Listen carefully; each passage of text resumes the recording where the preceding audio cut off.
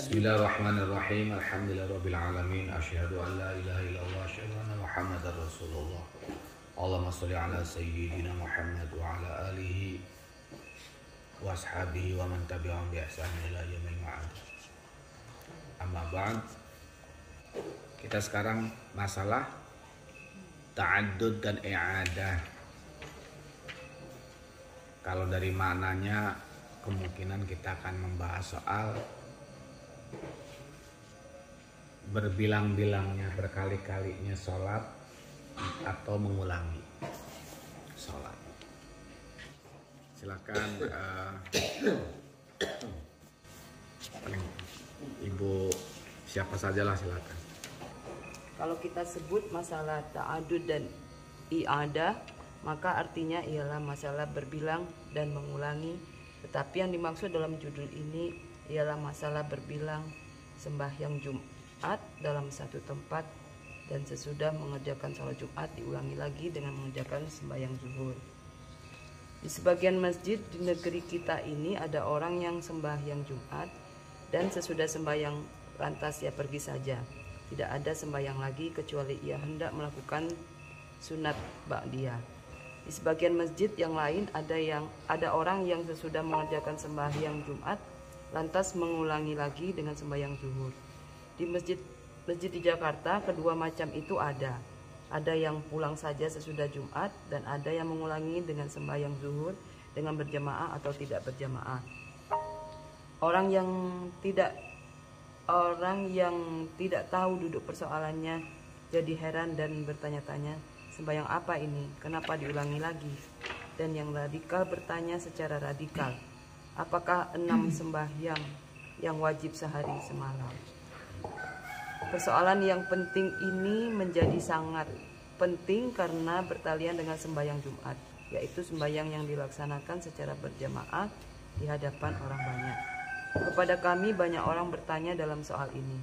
Dalam risalah ini akan kami uraikan persoalannya dengan tujuan kiranya seluruh orang mengetahui duduk persoalannya yang sebenarnya. Mudah-mudahan uraian ini berfaedah untuk menghilangkan desas-desus dan upat puji sehingga timbul persatuan dan kerukunan di antara kita sesama kita. Bacalah baik-baik dengan tenang dan teliti. 1. Hukum dalam mazhab Syafi'i. Hukum yang berlaku dalam mazhab Syafi'i bertalian dengan sembahyang Jumat adalah sebagai berikut. Pada pokoknya sembahyang Jumat hanya boleh didirikan satu dalam satu tempat, tidak boleh 2, 3, apalagi 4. Sama saja apakah tempat itu bernama Qaryah, Baldah atau negeri, Mesir, kota dan lain-lain nama yang yakni satu kesatuan perkampungan tempat tinggal penduduk, maka di situ hanya dibolehkan mendirikan satu Jumat, tidak boleh 2, 3. 2. Tetapi kalau ada uzur syar'i, yaitu uzur yang dibenarkan oleh syariat, barulah Jumat itu dibolehkan mendirikan 1, 2 atau 3 dalam satu tempat. 3. Andai kata didirikan Jumat 2, 3 dalam satu tempat tanpa uzur syar'i, yakni tanpa uzur yang dibenarkan oleh syariat, maka Jumat yang sah hanya 1, yaitu Jumat yang terdahulu takbirnya, yang kemudian semuanya tidak sah. 4. Jumat yang jelas tidak sah wajib diulangi atau i'adah dengan sembahyang zuhur, yakni sembahyang yang asal pada waktu itu. Kalau tidak diulangi, berdosalah orang itu karena belum membayar sembahyang pada waktu zuhur hari itu secara sembahyang sah. 5. Kalau remang-remang, yakni tidak diyakinkan bahwa takbir Jumat kita terdahulu dari Jumat yang lain di tempat itu, maka sunat mengulangi dengan zuhur sebagai tindakan ihtiyah, yakni berjaga-jaga dan melalui jalan aman. Mengulangi dengan zuhur itu boleh berjamaah dan boleh pula tidak. Inilah hukum agama dalam mazhab Syafi'i. Hal ini diterangkan secara gamblang dalam kitab-kitab fikih, yaitu sebagai yang kami nukilkan di bawah ini. Ke-1, Berkata Imam Syafi'i rahimahullah, yang artinya tidak boleh sembahyang Jumat di atas kota walaupun kota itu besar, banyak penduduk, banyak pegawai, kecuali dalam satu masjid yang besar. Andai kata banyak masjid yang besar, tidak boleh diadakan sembahyang Jumat kecuali dalam satu masjid. Dan yang mana sembahyang Jumat yang diadakan sesudah awal yang terdahulu, maka itulah yang sah. Jumat yang lain tidak kebilangan, sehingga mereka mesti mengulangi dengan zuhur. Kedua, tersebut dalam kitab juga, yang artinya apabila luas negeri dan banyak rumah-rumah yang dibangun, juga dibangun beberapa masjid besar kecil, tidak boleh menurut pendapat saya sembahyang Jumat kecuali hanya dalam satu masjid. Begitu juga kalau bertali dengan negeri yang besar beberapa desa kecil, saya tidak suka melaksanakan sembahyang Jumat kecuali hanya satu dalam masjid besar. Kalau hendak sembahyang juga dalam masjid kecil-kecil, maka mereka harus sembahyang zuhur saja.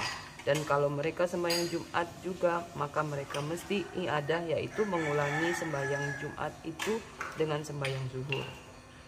Dari dua nukilan di atas tampak bahwa Imam Syafi'i rahimahullah berpendapat bahwa sembahyang Jumat itu harus didirikan hanya satu dalam satu tempat. Apakah tempat itu bernama kota atau bernama desa? Dasar pendapat ini ialah karena Nabi Muhammad SAW dan Khalifah Rasyidin hanya mendirikan satu Jumat dalam tiap-tiap tempat itu. Dan jikalau didirikan juga dua sembahyang Jumat dalam suatu tempat, maka menurut Imam Syafi'i yang sah hanya satu, yaitu Jumat yang diadakan sesudah zawal yang dahulu takbirnya. Jumat yang terkemudian takbirnya tidak sah. Mereka mesti i'adah, yaitu mengulangi sembahyang Jumat yang tidak sah itu dengan sembahyang zuhur, yakni kembali ke asal. Dengan jalan i'adah ini bolehlah dianggap bahwa seseorang itu telah menjalankan dengan baik perintah agama yang dibebankan kepadanya, yaitu sembahyang di waktu zuhur.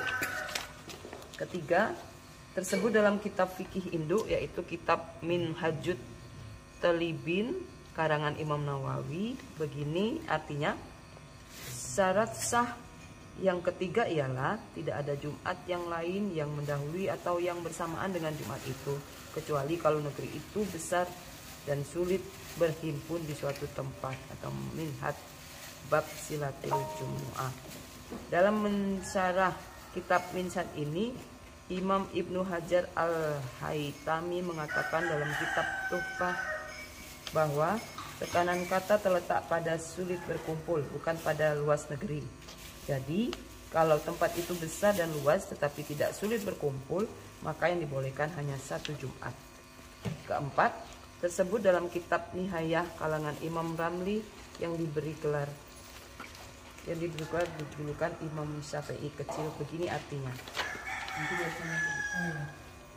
Artinya secara ketiga, jangan ada Jumat yang lain yang dahulu atau bersamaan dengan tempat itu, walaupun tempat itu besar dan banyak masjidnya, karena Nabi Muhammad SAW dan Khalifah Rasyidin sesudah beliau tidak mendirikan selain satu Jumat dalam satu tempat, dan pula satu itu lebih tepat untuk mencapai tujuan, yaitu melahirkan syiar berkumpul dan bersatu sesama Islam. Hal ini terkecuali dalam negeri itu besar dan sukar pada adatnya berkumpul di tempat yang satu, di masjid atau di luar masjid. Maka pada ketika itu dibolehkan berbilang Jumat sekedar yang dibutuhkan. Imam Syafi'i pada ketika beliau masuk ke kota Baghdad melihat ada 2-3 masjid di situ. Beliau diam saja tidak melarang, maka kebanyakan ulama-ulama Syafi'i menafsirkan hal itu karena sulit atau masyakat berkumpul di tempat yang satu. Memang sebagai dikatakan di atas, kalau dilihat sejarah Islam pada tahun permulaan, tegasnya dari tahun 1 Hijriah sampai 160 Hijriah, Jumat itu didirikan hanya satu dalam satu kota.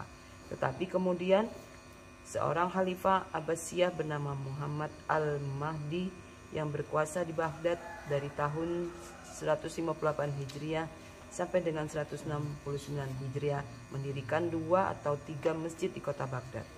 Imam Syafi'i memulai ijtihad beliau di kota Baghdad itu pada tahun 198 Hijriah di kota Baghdad. Ketika itu sudah ada 2 atau 3 sembahyang Jumat, tetapi Imam Syafi'i diam saja, tidak memungkiri hal itu walaupun fatwa beliau tidak membolehkan sembahyang 2 atau 3 dalam satu tempat. Hal ini ditafsirkan oleh sahabat-sahabat Imam Syafi'i bahwa diam beliau itu tersebut oleh karena kota Baghdad itu ada uzur yang dibenarkan, yaitu sulit berkumpul di tempat yang satu. Karena kota Baghdad itu dibagi-bagi oleh sebuah sungai yang besar, yaitu Sungai Yufrat, yang menghalangi berkumpulnya jamaah dalam suatu tempat. Nampaknya Imam Syafi'i melihat bahwa hal ini adalah uzur syar'i, yakni uzur yang dibenarkan syariat. Itulah sebabnya pula maka ulama-ulama mutahirin dari mazhab Syafi'i memfatwakan bahwa Jumat itu harus satu dalam satu negeri, kecuali ada uzur syar'i yang membolehkan 2 atau 3. Kelima, tersebut dalam kitab Iqana karangan Imam Khatib Syarbani, yang artinya setengah dari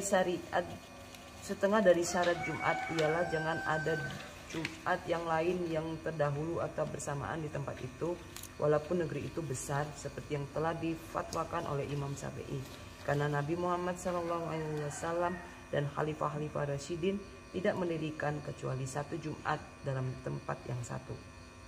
Yang satu itu lebih tepat untuk mencapai tujuan, yaitu melahirkan syiar satu dan kesatuan di kalangan umat Islam.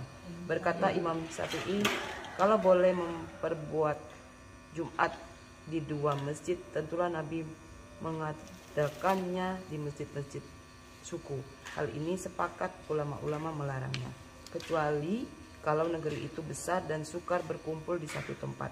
Misalnya tidak ada tempat yang dapat memuat mereka sekaligus semua. Maka ketika itu bolehlah sembahyang Jumat itu sekedar kebutuhan. Karena Imam Syafi'i adalah beliau masuk kota Baghdad. Beliau melihat ada melihat ada 2 atau 3 masjid yang mendirikan Jumat. Beliau ketika itu tidak melarang. Maka sahabat-sahabat Imam Syafi'i menafsirkan hal ini karena sulit berkumpul di tempat yang satu. Isi kitab Iqana ini hampir sama dengan kitab-kitab Nihaya, tetapi dalam Iqana ada tambahan, yaitu bahwa mendirikan sembahyang Jumat di masjid suku telah sepakat dalam Islam melarangnya. Masjid suku boleh disamakan dengan langgar di negeri lain. Lanjut dulu. Keenam tersebut dalam kitab Tanwirul Qulub karangan Syekh Amin Al-Kurdi begini. Artinya salah satu syarat dan sah Jumat ialah jangan ada Jumat yang lain yang terdahulu atau bersamaan takbirnya dari Jumat yang didirikan itu.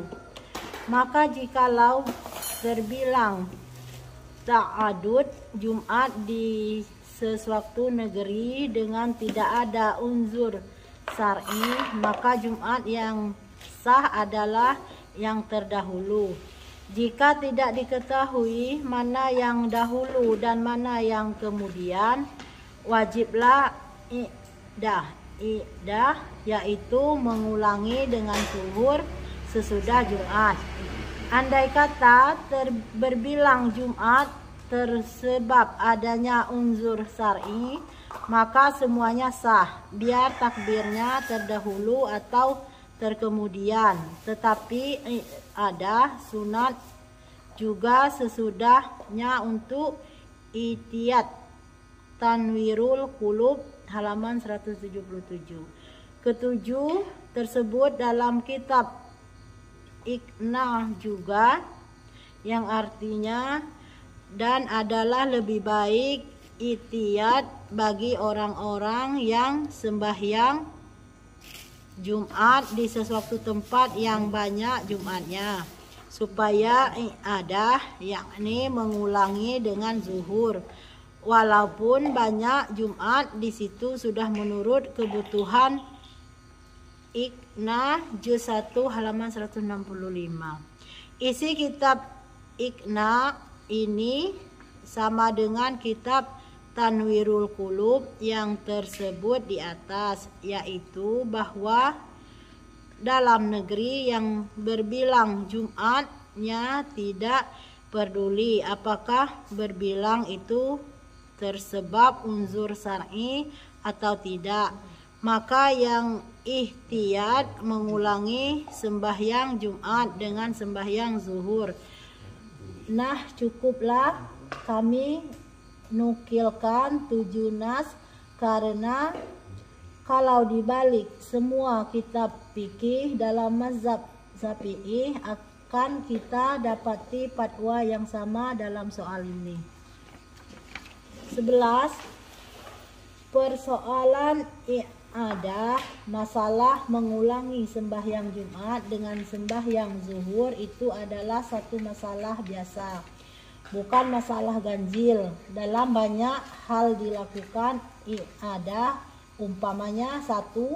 Kalau ternyata khutbah khatib tidak memenuhi syarat, umpamanya tidak ada ia membaca ushikum wa iyaya bitaqwallah, yakni tidak memberi wasiat menurut semestinya, maka khutbahnya rusak. Dan karena rusak khutbah itu, rusak pula sembahyang Jumatnya. Si makmum yang tahu hal ini mesti i'adah, yakni mengulangi sembahyang Jumat dengan sembahyang zuhur. Di sebuah masjid yang melaksanakan sembahyang Jumat, tetapi sesudah sembahyang diketahui bahwa bilangan orang Jumat kurang dari 40 orang atau 40 orang, tetapi bukan dengan orang yang menetap di kampung itu, maka jamaah yang sudah sembahyang Jumat mesti mengulangi dengan zuhur karena Jumatnya yang tadi dianggap tidak sah. 3. Kalau khatibnya terlalu panjang berpidato dengan bahasa selain bahasa Arab, umpamanya berbicara politik ini itu, membicarakan situasi nasional dan internasional, maka khutbahnya dianggap batal karena kehilangan syarat khutbah, yaitu muwalat berturut-turut. Khutbah yang panjang dalam bahasa asing dianggap memutuskan muwalat. Kalau hal ini terjadi, maka sembahyang Jumat itu mesti i'adah, yakni diulangi dengan zuhur. 4. Kalau kebetulan seseorang diperintahkan orang supaya sembahyang Jumat di kapal, sebagai yang biasa kejadian sekarang dalam kapal-kapal haji, maka jamaah yang sembahyang itu menurut mazhab Syafi'i mesti mengulangi i'adah dengan sembahyang zuhur, karena menurut mazhab Syafi'i sembahyang Jumat baru sah kalau didirikan di negeri yang tetap, bukan di atas kapal. 3. Tindakan ihtiyat. Sebelum meningkat ke soal lain, ada baiknya diterangkan lebih dahulu satu masalah, yaitu hakikat ihtiyat. Agak sulit juga mencari kata-kata dalam bahasa kita untuk menerjemahkan kata ihtiyat itu, tetapi boleh diartikan dengan berjaga-jaga, jangan sampai jatuh kepada kesalahan, atau melalui jalan yang aman sehingga kita yakini bahwa kita tidak salah lagi, atau hemat cermat dalam mengerjakan ibadat. Contoh-contohnya, kita berhutang kepada seseorang, pada ketika sembahyangnya kembali kita ragu apakah hutang itu 100 rupiah atau 200. Pada ketika itu dilakukan tindakan ihtiyat, yaitu dibayar saja 200 rupiah dengan mengambil jalan begitu, kata yakin bahwa kita sudah membayar hutang sepenuhnya dan kita aman. B. Seseorang tukang batu membuat rumahnya sendiri. Ia mulanya ragu mana yang kuat, adukan semen dengan pasir. Apakah 1 lawan 3 atau 1 lawan 4? Ketika itu diambil saja tindakan ihtiyat, yaitu diaduk 1 lawan 3. Sehingga dengan jalan begitu ia sudah berjaga-jaga dan berhati-hati dan yakin bahwa rumahnya sudah kuat. C. Batas waktu puasa pukul 4.30 pagi sampai pukul 6 sore. Tetapi untuk berjaga-jaga jangan sampai ia masih makan minum dalam hari puasa, maka diambilnya tindakan ihtiyat, yaitu ia sudah berhenti makan dan minum pukul 4.20 dan berbuka dilebihi sedikit, yaitu pukul 6.05 menit, sehingga ia yakin bahwa puasanya itu penuh seharinya. D. Kita wajib membasuh muka dalam berwuduk. Yang dikatakan muka ialah antara tepi kening dan dagu dan di antara pangkal telinga dengan pangkal telinga. Ini wajib dibasuh. Tetapi untuk ihtiyat dilebihi saja membasuhnya sedikit, yaitu sampai terbasuh sedikit rambut dan terbasuh sedikit telinga. Dengan cara begitu kita sudah yakin telah membasuhi muka sepenuhnya. E. Sesudah memberi salam dalam sembahyang Jumat kita ragu apakah sembahyang Jumat itu sah atau tidak. Ragu ini timbul karena bacaan Fatihah imam tidak baik. Ketika itu diambil saja tindakan ihtiyat, yaitu diulangi saja sembahyang itu dengan sembahyang zuhur sendirian. Dengan jalan begitu kita yakin bahwa kita telah beribadat secukupnya pada waktu zuhur. F. Kita bertahan dalam agama sesuai dengan mazhab Syafi'i bahwa kalau sembahyang Jumat 2-3 dalam satu negeri, maka yang sah adalah yang dahulu takbir. Tetapi kita tidak tahu apakah sembahyang kita itu dahulu takbirnya atau tidak. Pada ketika itu diambil saja tindakan ihtiyat, yaitu diulangi saja sembahyang Jumat itu dengan sembahyang zuhur, sehingga kita menjadi yakin bahwa kita telah membayar perintah Allah, yaitu sembahyang pada waktu zuhur itu. Nabi kita menganjurkan kepada umatnya supaya melaksanakan tindakan ihtiyat itu apabila dibutuhkan, yaitu sebagai tanda berhati-hati dan hemat cermat dalam melaksanakan ibadat. Di dalam kitab hadis Tirmizi disebutkan begini artinya, dari Abu Muhammad Hasan bin Ali bin Abi Thalib radhiyallahu anhu, cucu kandung dari kesayangan Rasulullah SAW, beliau berkata, saya telah menghafal dari Rasulullah SAW, tinggalkanlah apa yang kamu ragukan dan perbuatkanlah apa yang tidak kamu ragukan. Hadis sahih riwayat Imam Tirmizi, Sahih Tirmizi juz 9 halaman 321. Hadis ini nas yang sahih yang mengajurkan supaya kita umat Islam melakukan tindakan-tindakan ihtiyat apabila dibutuhkan.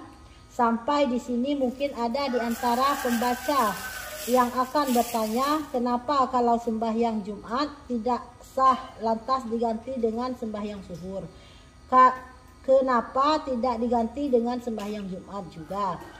Ya, hukum agama memang begitu. Sembahyang Jumat dalam soal ini memang berbeda sedikit dengan sembahyang yang 5 waktu. Sembahyang zuhur kalau rusak harus diganti dengan zuhur, asar dengan asar, maghrib dengan maghrib, isya dengan isya, dan subuh dengan subuh. Tetapi sembahyang Jumat kalau rusak harus diganti dengan zuhur, karena sembahyang zuhur itu yang asal pada waktu zuhur.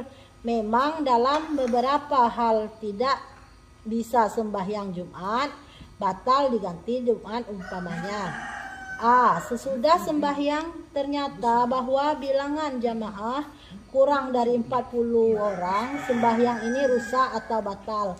Gantinya harus dengan sembahyang zuhur.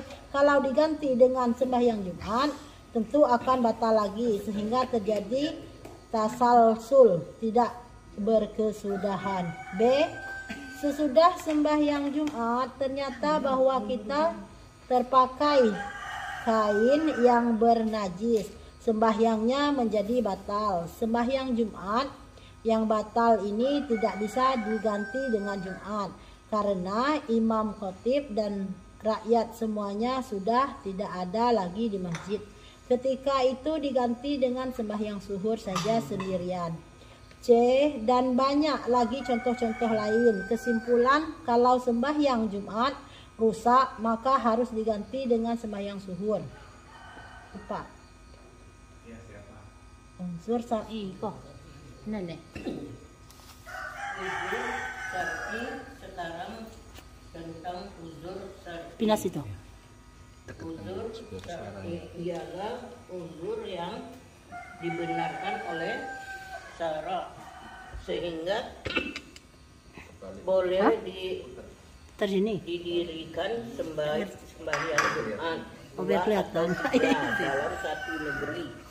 Contoh-contohnya, A. Negeri ini sangat luas sehingga kalau seseorang berjalan dari rumahnya pagi-pagi tidak sampai ia ke masjid Jumat itu, dalam hal ini lebih didirikan masjid dua. Sulit berkumpul di tempat yang satu, umpamanya negeri itu dibelah oleh sungai yang mengalir deras airnya, telah bisa dilalui pada ketika itu. Boleh Jumat didirikan dua atau satu di suatu pihak dan yang lain di pihak lain. Terjadi perang saudara antara tepi negeri atau tepi yang lain. Pada ketika itu boleh didirikan sembahyang Jumat di dua tempat. D. Ada binatang buas yang berdiri di tengah-tengah sehingga yang melintasnya akan binasa. Pada ketika itu boleh didirikan dua sembahyang Jumat.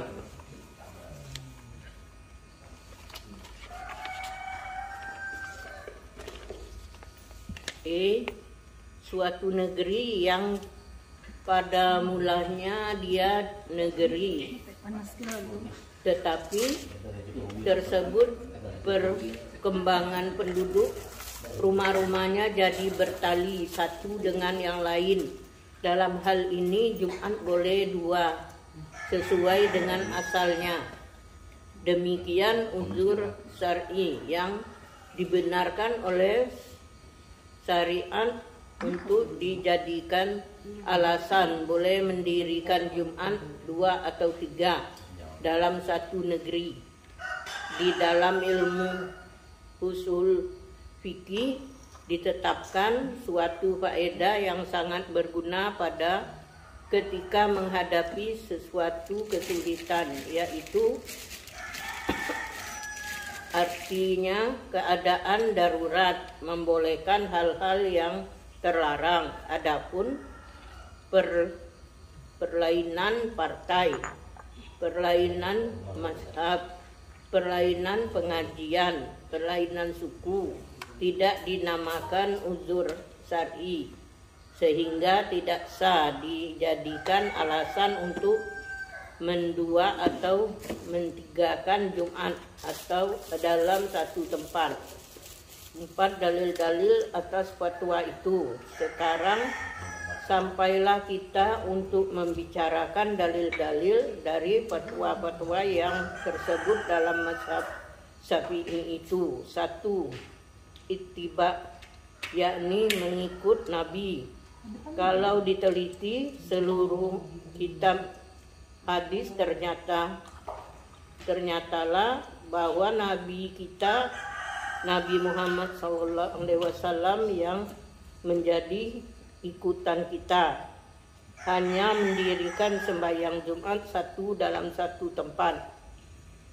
Beliau mendirikan sembahyang Jumat hanya satu di kota Madinah saja, baik itu pinggir-pinggir kota, baik di dusun-dusun sekeliling kota Madinah, baik di garya-garya yang melingkungi kota Madinah.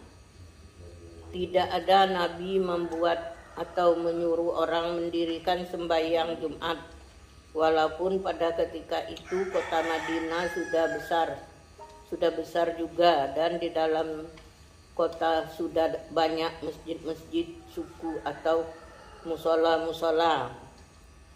Kita ini diperintah oleh Quran supaya meniru dan meneladani Rasulullah sallallahu alaihi wasallam.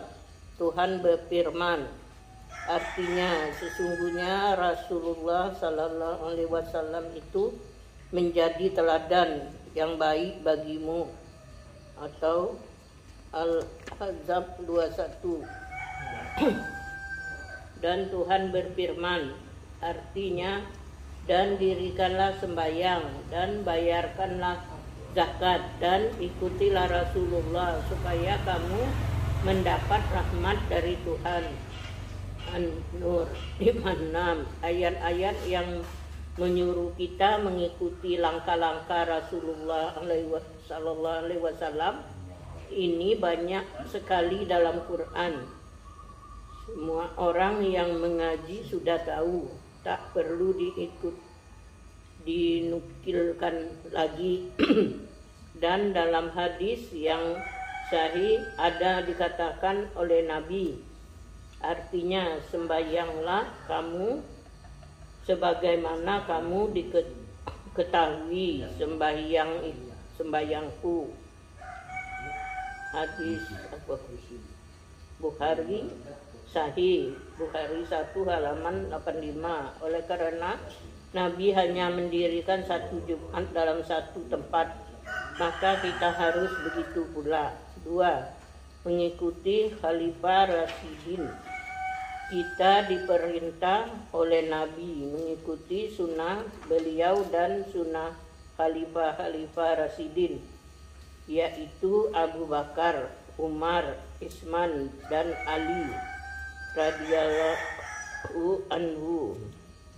Nabi bersabda, artinya ikutilah sunnah aku dan sunnah Khalifah Rasyidin. Sesudah itu hadis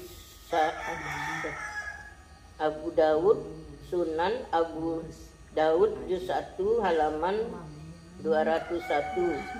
Kita diperintah oleh Nabi untuk mengikuti sunnah atau garis keagamaan yang telah digariskan oleh beliau, dan sunnah atau garis keagamaan yang telah digariskan oleh Khalifah Rasyidin. Yang dimaksud dengan Khalifah Rasyidin ialah khalifah yang berempat Abu Bakar, Umar, Utsman, dan Ali radhiyallahu anhu.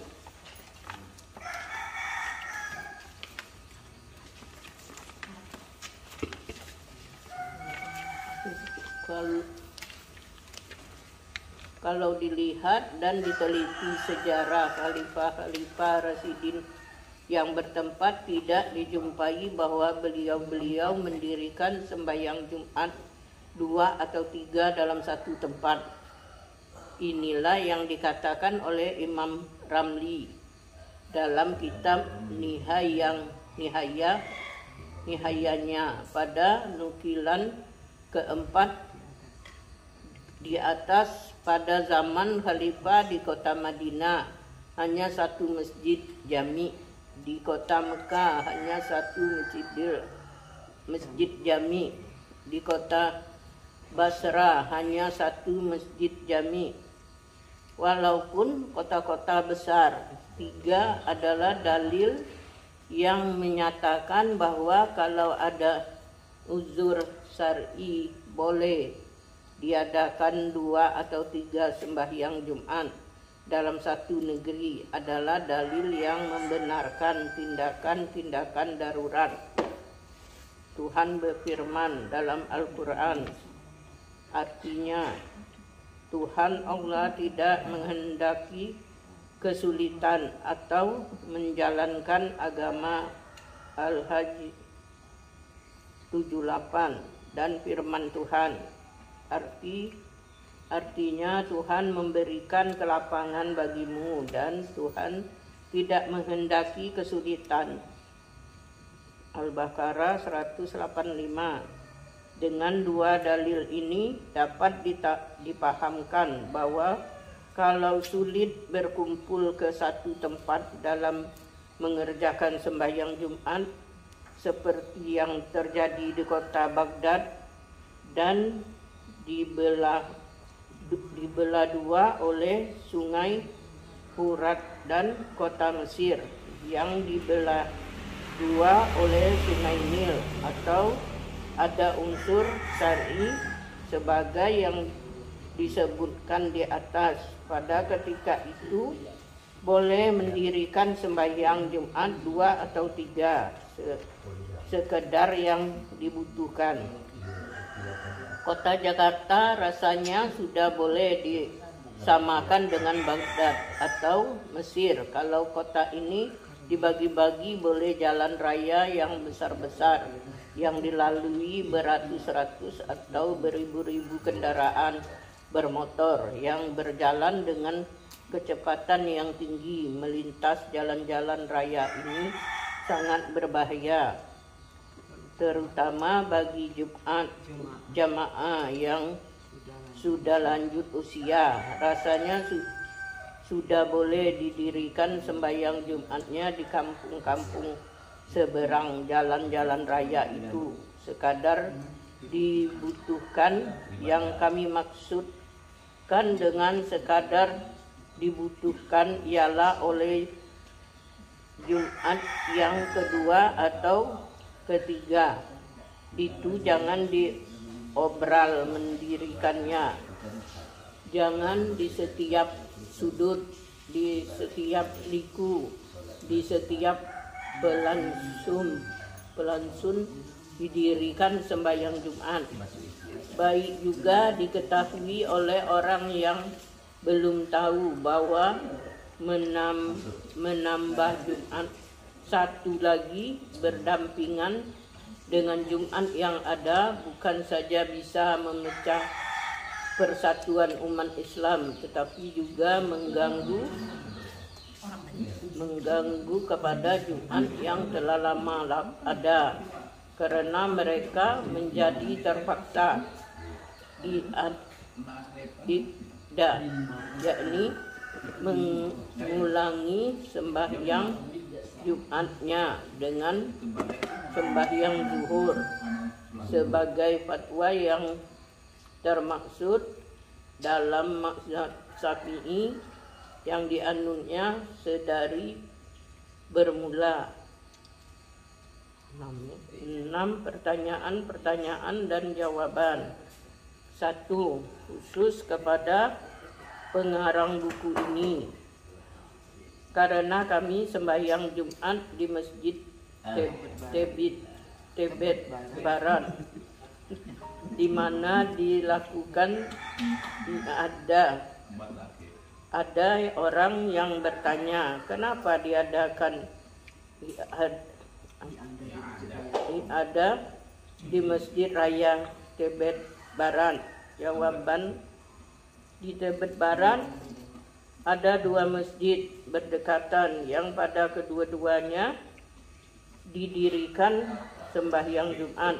Jarak antara kedua masjid itu hanya lebih kurang 70 meter yang dibatasi dengan beberapa rumah dan sebagai jalan yang tidak begitu besar dan tidak ramai dilalui kendaraan bermotor.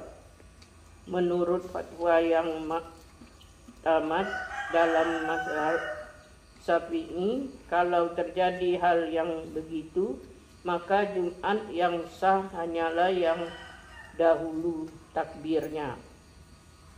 Keadaan di Tibet Barat tidak diketahui orang mana di antara dua Jumat yang terdahulu takbirnya, karena hubungan telepon tidak ada dan juga pandangan mata tidak dapat dilakukan karena dihambat oleh rumah.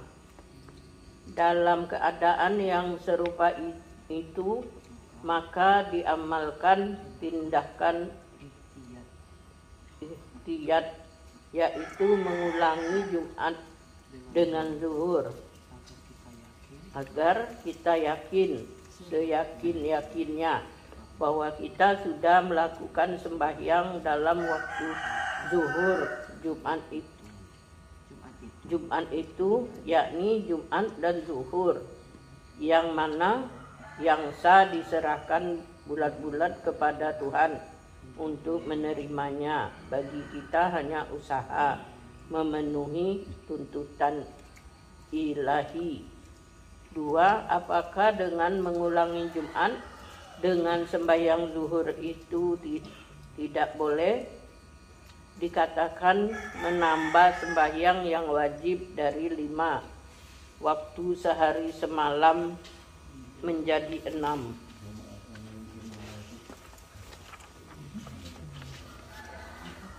Jawabannya, Imam Ramli yang terkenal dengan nama julukan Imam Syafi'i kecil menjawab pertanyaan ini dengan nada agak marah. Kami kutipkan kitab Tanwirul Qulub yang bertalian dengan ini supaya kita diperhatikan sungguh-sungguh. Bacalah artinya dan ditanya Syekh Ramli tentang seorang yang berkata, kamu hai penganut mazhab Syafi'i telah menyalahi Allah dan Rasul. Tuhan mewajibkan sembahyang hanya 5 waktu, tetapi kamu sembahyang 6 kali dengan iadah itu. Orang yang berkata begitu bagaimana itu? Tanya orang kepada Imam Ramli. Beliau menjawab, orang itu pembohong, pendurhaka dan bodoh. Kalau kamu mengikatkan bahwa penganut Syafi'i memfatwakan bahwa wajib 6 sembahyang menurut perintah pokok dalam agama, maka kamu menjadi kafir.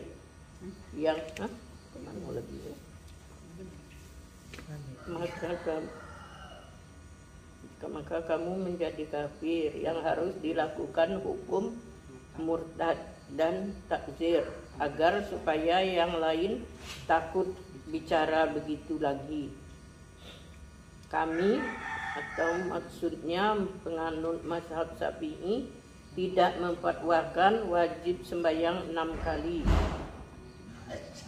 menurut perintah pokok dalam syariat, tetapi wajib sembahyang zuhur ada kalau tidak diketahui yang mana yang terdahulu Jumat yang sah di antara 2 Jumat yang berdekatan, karena menurut mazhab Syafi'i adalah syarat sah sembahyang Jumat bahwa dalam satu tempat jangan Jumat 2, 3, kecuali kalau dibutuhkan. Kalau diketahui bahwa di sana ada 2 Jumat dalam satu tempat tanpa uzur syar'i dan tanpa ada kebutuhan dan tidak diketahui yang mana terdahulu, maka ketika itu wajib diulangi zuhur, karena mereka seolah-olah belum sembahyang Jumat. Lihat kitab Tanwirul Qulub halaman 177, karangan Syekh Amin Al-Kurdi Al-Irbili As-Sabini.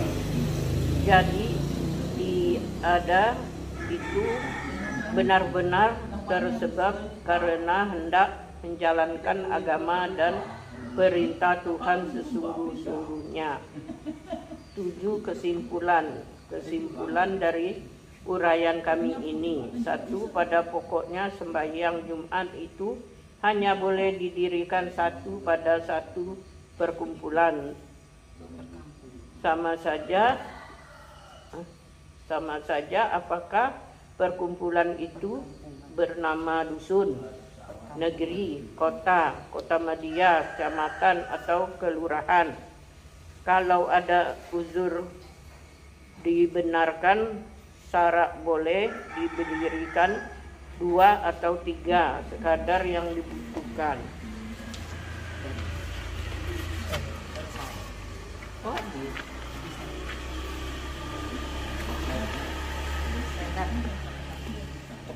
Ya, terima kasih. Kita semuanya sudah tahu tentang fatwa mazhab Syafi'i dalam hal hukum pelaksanaan Jumat. Bahwa pelaksanaan Jumat itu hanya diizinkan di satu negeri satu. Dan fatwa mazhab Syafi'i ini sebetulnya diamalkan oleh semua mazhab. Kalau kita keliling ke negara-negara lain, ke Malaysia jelas Syafi'i kan, ke Iran yang Syiah, ke daerah Afrika yang Maliki, di Saudi yang Hanbali, itu semuanya sama. Hanya di Indonesia sajalah pengurus masjid bisa bikin Jumatan. Ya, hanya Indonesia sajalah yang mazhabnya mazhab aneh. Ya, jadi karena orang Indonesia itu agamanya sebagiannya agama nafsu, maka kemudian Jumat itu menjadi komoditas kekuasaan dan pengaruh. Nah, di sini kalau kita coba jalan-jalan ke banyak negeri, bahwa fatwa ini yang ada. Jadi bukan mazhab Syafi'i saja, kalau kemana-mana ini berlaku, gitu. Nah, entah sejak kapan Indonesia memperbolehkan banyak Jumatan, bahkan mazhab Syafi'inya cuma bilang syarat minimalnya 40. Padahal bukan syarat 40 minimalnya, tapi ditambah satu kota tuh harus satu. Gitu. Inilah kemudian makanya kita di Indonesia semua ustadz yang ingin kesohor berlomba-lomba. Di mana-mana bisa muncul pengaruh-pengaruh memecah belah umat Islam di Indonesia sangat mudah. Karena masjid dibolehkan Jumatan di mana saja. Itu tanggung jawab MUI itu. Nah, ya karena ini sudah kadung begini, ya sudah terlanjur gitu. Fatwa ini menjadi tidak terkenal di Indonesia. Dan dianggapnya malah menyalahi kebiasaan umum karena sudah terlanjur biasa. Nah, karena itu kalau ada sebagian masyarakat kita yang ada, maksudnya sholat zuhur lagi setelah Jumatan, tolong dimaklumi bahwa beliaulah yang benar, beliaulah yang ihtiyat. Jadi kita yang menyepelekan sholat Jumat itu dengan yang penting bikin masjid, ada pengurusnya bikin Jumatan. Nah ini sebetulnya nafsu atau agama gitu. Itu perlu dikaji juga. Itu ya. Jadi walaupun ini sudah tidak terkenal hari ini di pengetahuan kita, ya akhirnya di akhirat itu kan cuma satu. Man qala la ilaha illallah dakhalal jannah. Iya, siapa yang akhir kalimatnya la ilaha illallah masuk surga. Jadi bukan Jumatannya sah atau tidak. Kan akhirnya kan gitu. Cuma inilah nanti bakal kita kena hisab. Ini bakal kena hisab. Karena orang yang tidak punya urusan tidak akan masuk pengadilan, apalagi kejaksaan. Pengadilan itu ada. Kejaksaan itu ada. Tapi apakah setiap penduduk kota Bengkulu berurusan dengan pengadilan? Tidak. Hanya yang punya urusan saja kan? Hari hisab ada. Hari mizan ada. Tapi apakah semua orang Islam harus dihisab di mizan? Ya enggak.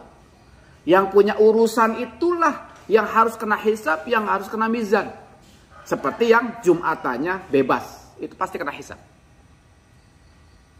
Jadi kalau orang yang mau masuk surga tanpa hisab, ya jangan ikuti hawa nafsu. Gitu.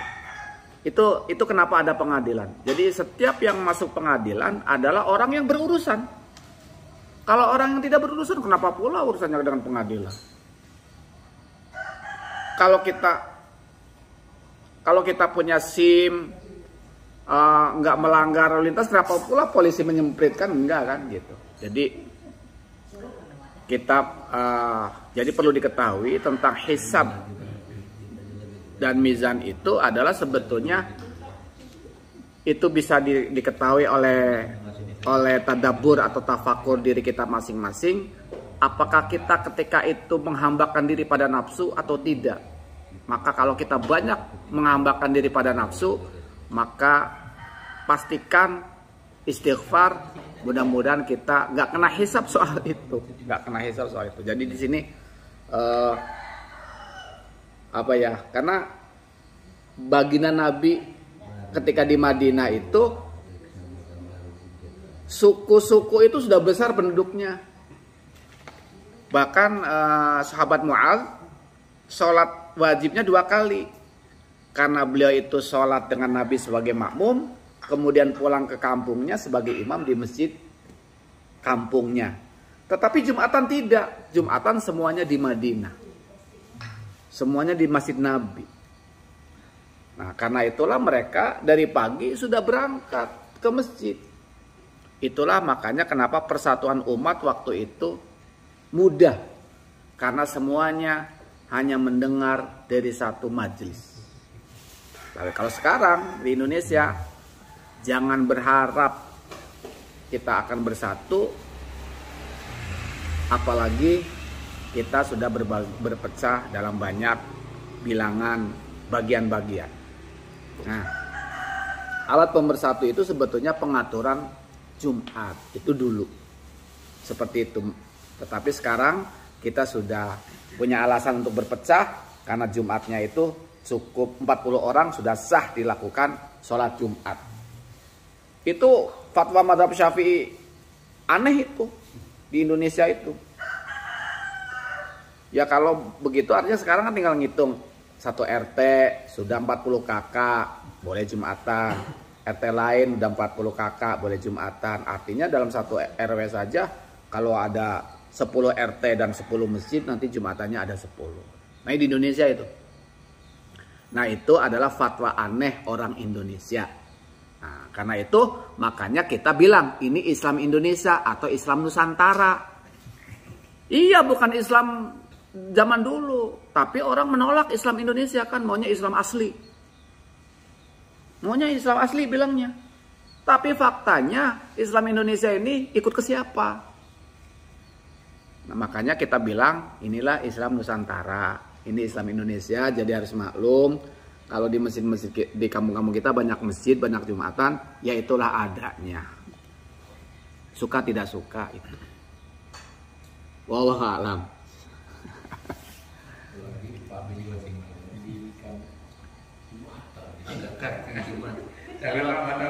Kalau aku agak kaku yang ini. Ya memang kaku. Pertama, kita kan baru ini ada lurah, ada camat, ini ke baru kan.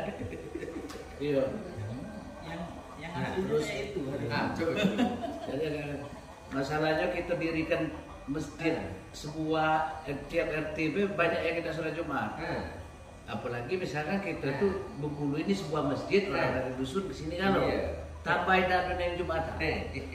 Ya. Tapi kalau Pak Pen akan Jumatan Pak Pen. Duduk kaku kan kurang dukungan. Dia lagi Jumatan di sini di kurang dukung.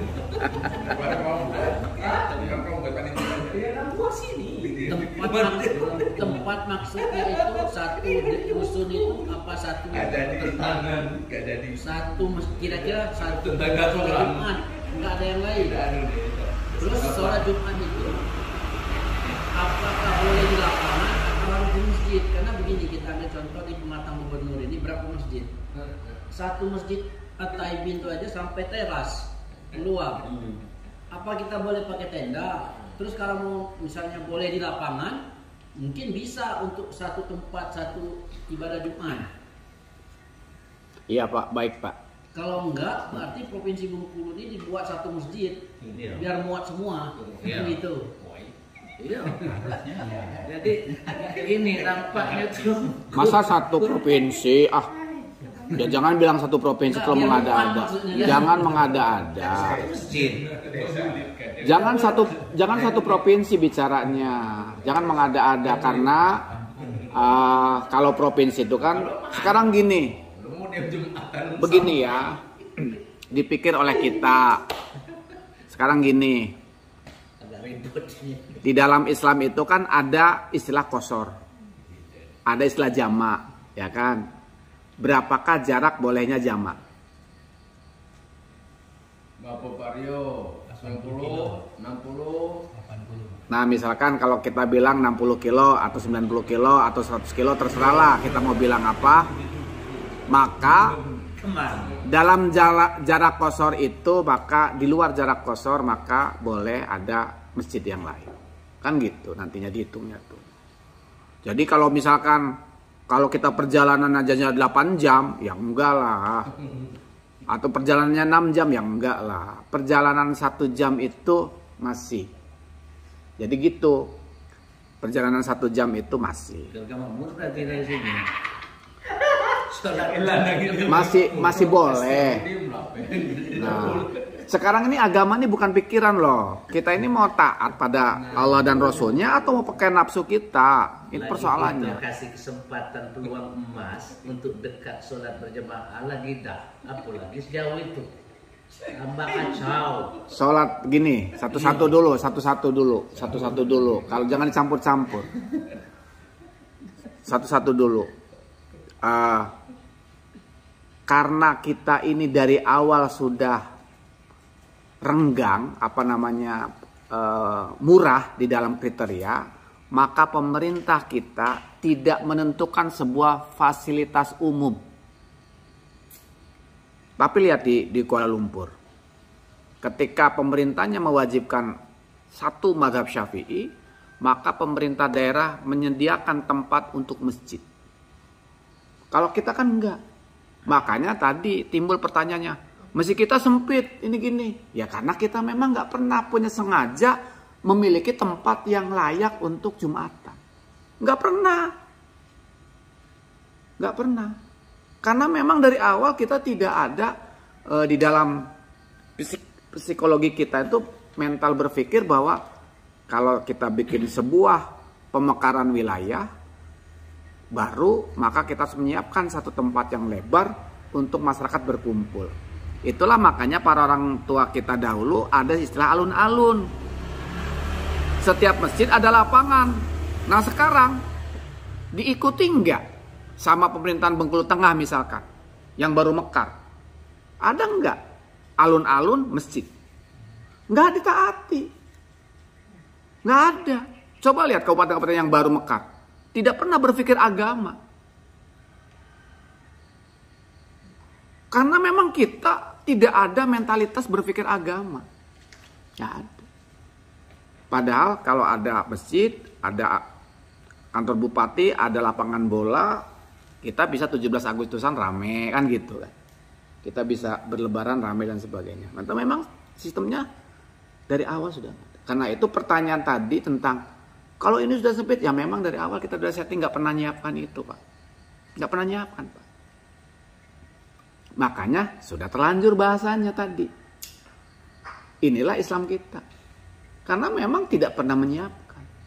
Standar layaknya itu apa? Kita ambil contoh Masjid Raya Baitul Izzah. Baitul Izzah kan sudah ada besar, masih juga kan masih penuh. Nah itu perlu muat anggur. Iya. Ya artinya Memang betul. Sekarang gini, Masjid Mekah tuh di sebelah apa sih Masjid Mekah? Masjid Mekah tuh sebetulnya sekitar Ka'bah. Yang dinding di luar itu perluasan.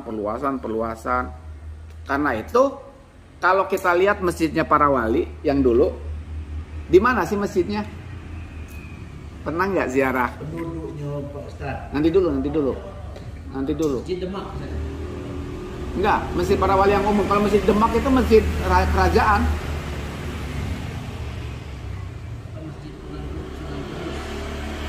Itu masih.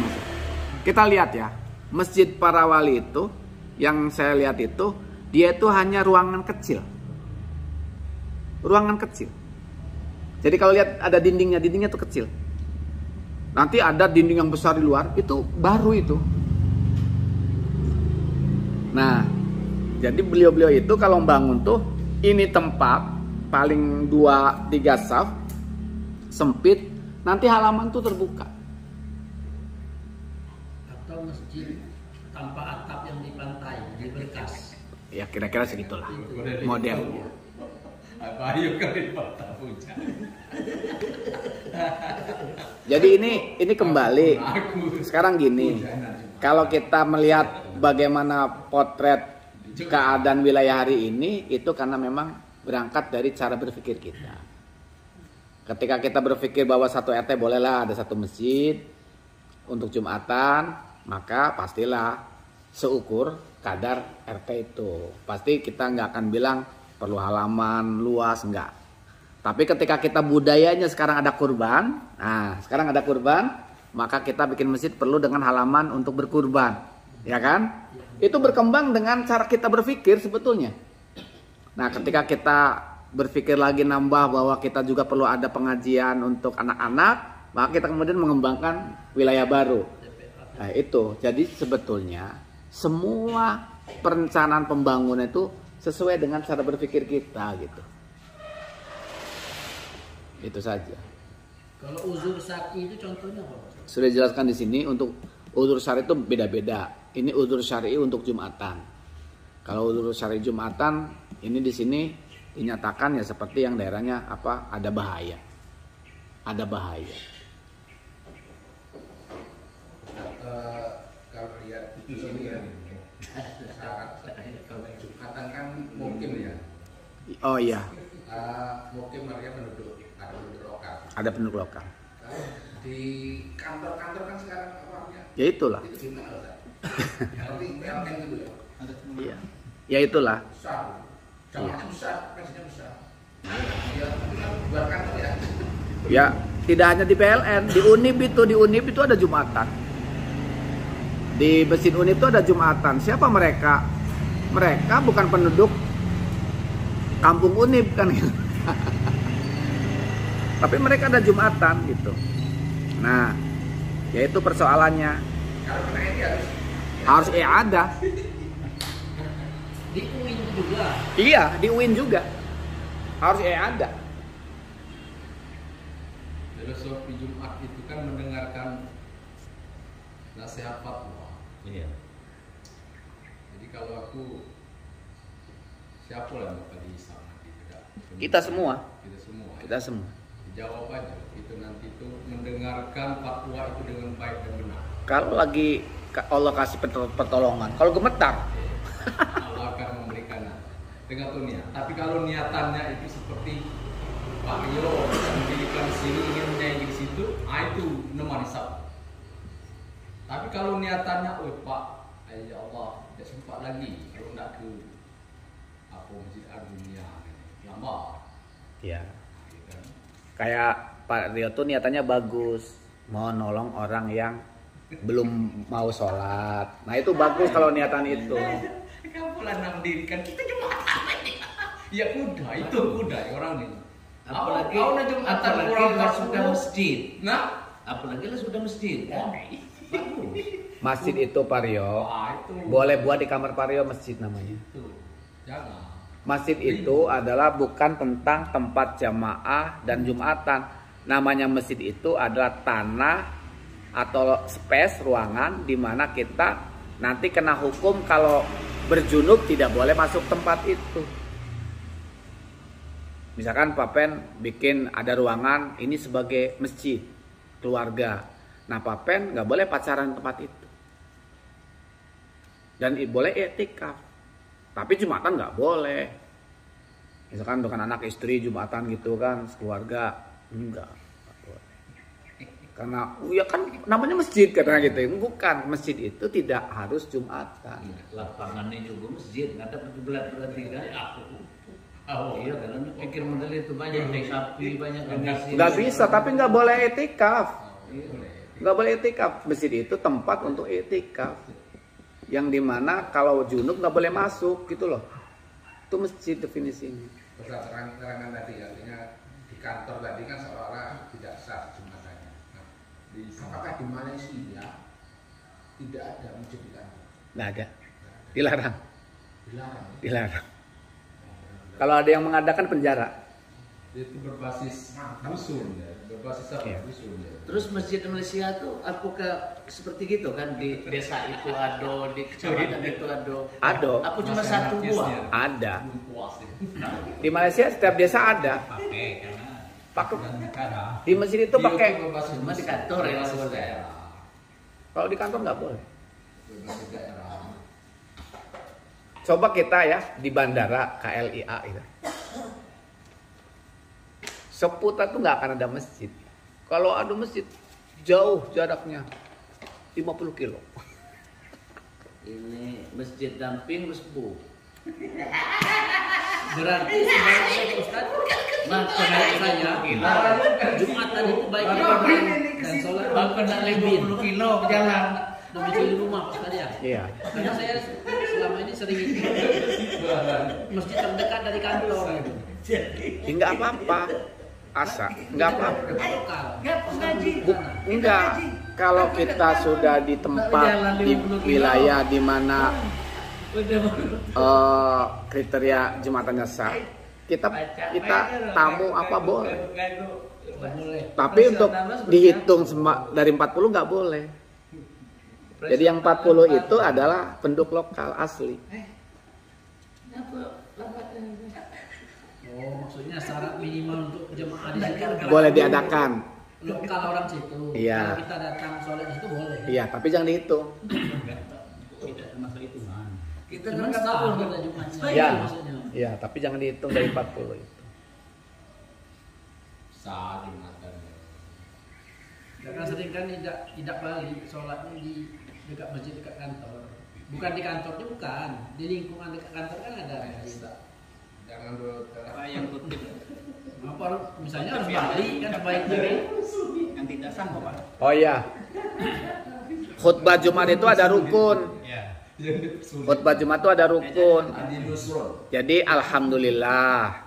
Itu satu ya wajib. Allahumma sholli ala Muhammad. Dua, ya kan? Kemudian ittaqullah. Itu wasiat takwa. Ya, kemudian baca ayat. Kalau disuruh Pak Wali. Baca ayat. Kalau tidak ada itu Satu dari itu tidak sah. Makanya harus ya ada. Nah, pemimpin wajib mengimbau. Kalau kami melaksanakan itu, kami punya takwa. Apa Ustaz? Radiusnya berapa? Garis mengampu. KTP. Atau jarak itu tadi. KTP. Itu. KTP. Yang disebut mustautin itu KTP. Bahwa dia penduduknya misalkan seperti kami penduduknya penduduk pematang gubernur. Dengan RT, RW udah. Orang itu banyak KTP ini. Maksud saya tadi kan Ustaz menyebutkan ada kosor ya jarak. Saya tadi tanya, itu batasannya yang Ustaz sebutkan tadi kampung itu loh. Kampung lain mendirikan masjid itu boleh kalau ada batasnya itu yang kita pasar sholat atau jamaah bukan pasar sholat 80 kilo tadi Kak. Apakah dalam radius 80 kilo itu yang disebut penduduk lokal gitu Mas? disebut sistem penduduk itu administrasi pemerintahan, Bu. Sistemnya administrasi pemerintahan. Jadi kalau administrasi pemerintahan itu kan yang kita kan KTP tuh. Jadi kita adalah penduduk Kota Bengkulu. Karena ya, jadi kita adalah penduduk Kota Bengkulu. Dalam hal ini khususnya saya penduduk Kecamatan Muara Bangkahulu kan gitu. Jadi sebagai penduduk lokal itu ya saya dihitungnya kalau di level paling kecil itu Muara Bangkahulu. Terkait dengan pertanyaan-pertanyaan bapak-bapak ini tadi. Nah, kalau yang tadi tentang jarak itu untuk mendirikan masjid jami. Bagaimana untuk mendirikan masjid jami? Ya sekarang gini, kalau perjalanannya lewat dari 1 jam, misalkan, ya wajar lah kalau dibikin masjid lagi. Kalau lewat dari 1 jam, misalkan seperti itu. Kalau kita dari rumah ke masjid Jumatan itu melebihi 1 jam, misalkan seperti itu, kita ya terserah nanti fatwa ulama. Kalau misalkan lebih 1 jam, maka boleh diadakan masjid baru untuk Jumatan.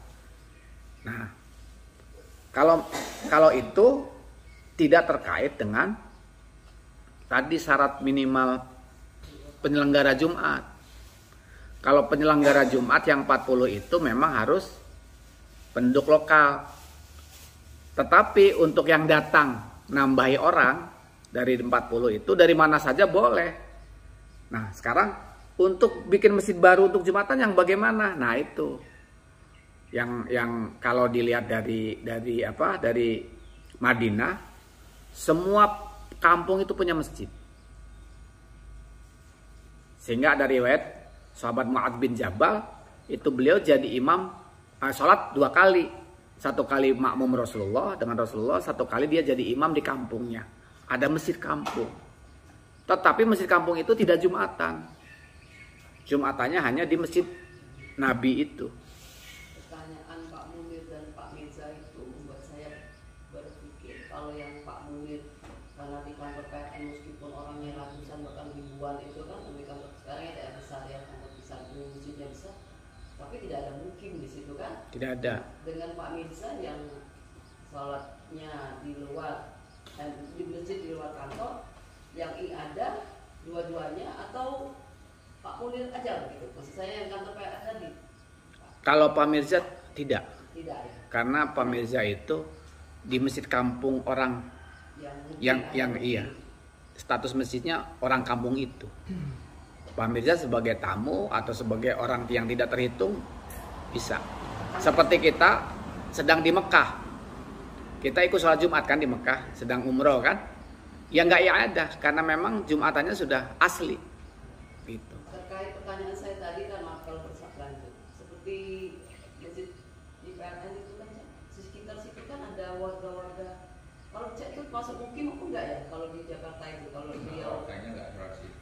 Enggak, pertanyaannya gini, maksud saya begini, yang dekat-dekat situ orang yang pos sekitar situ, yang terkait jarak tadi kan, pos sekitar situ, apakah dianggap penduduk mukim?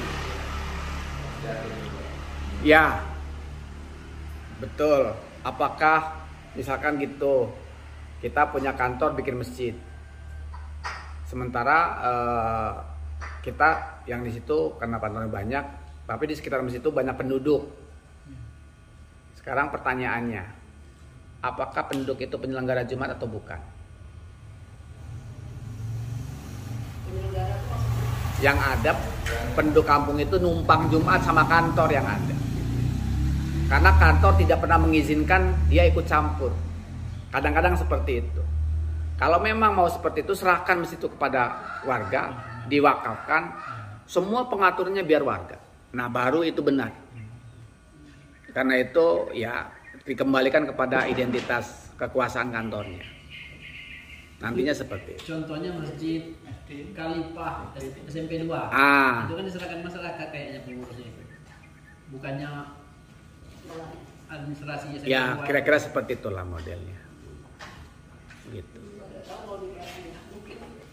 Ya, tapi Pengurusnya orang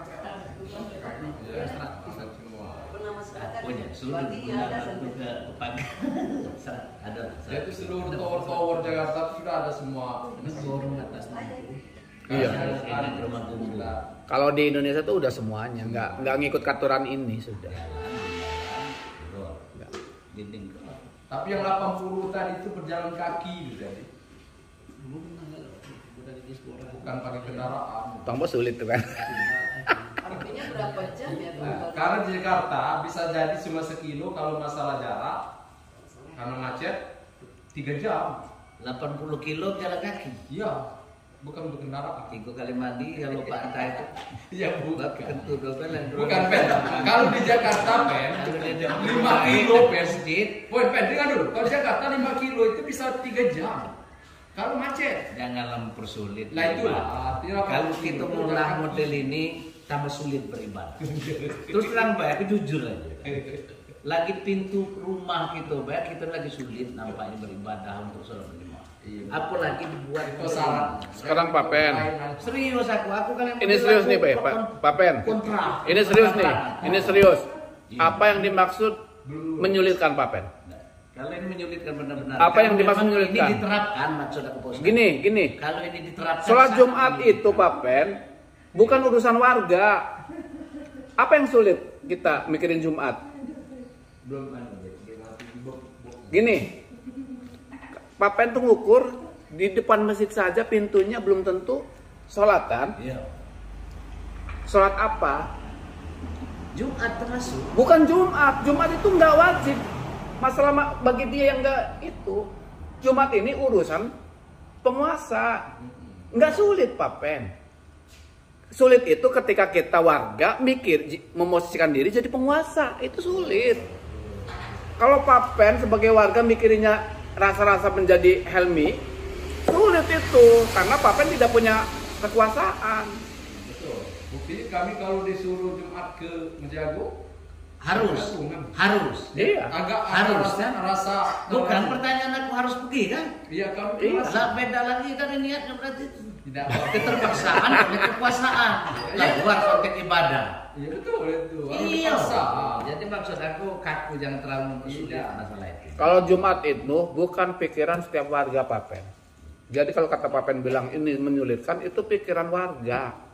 Tidak Pak Pen. Jadi ketika aku punya kuasa, maka itu akan berjalan Oh bagus. Iya. dengan jemaah terpaksa. Bagus itu. Nah bagus dari mana? Iya. Jemaahnya terpaksa datang kalau tidak kelak Oh, ada tembak. ini Apa itu tembak? turun ke jabatan. Tembak. Tidak suatu saat bagusnya buatnya masjid sebesar-besarnya. Mangko seluruh warga satu kecamatan di situ kan. Oh bagus. Terlambat kalau untuk Indonesia kita Di sweeping. rasanya Bisa, bisa sweeping. berjalan lagi. Sudah tanggung. Sudah ini. Sudah terlanjur. Jadi boleh lah kalau sekedar untuk ilmu. Ya, kalau iya, sekedar makanya, untuk sudah terlanjur. Tapi kalau tak Ada direalisasikan hal seperti ini, nah apa ini? Cuman kalau ada kekuasaan yang sangat besar kan. Duhur ya Pak? Ya kembalikan kepada diri sendiri. Nah iya Pak kalau dari ini. Ya. Kalau amannya ngulang luhur berarti kan? Iya. Tapi sholat Jumat. Yang amannya. Makanya kalau saya sholat kami itu ya di masjid ini. Karena ini masjid tertua. Masjid yang lain tuh baru datang. Itulah. Di Bengkulu.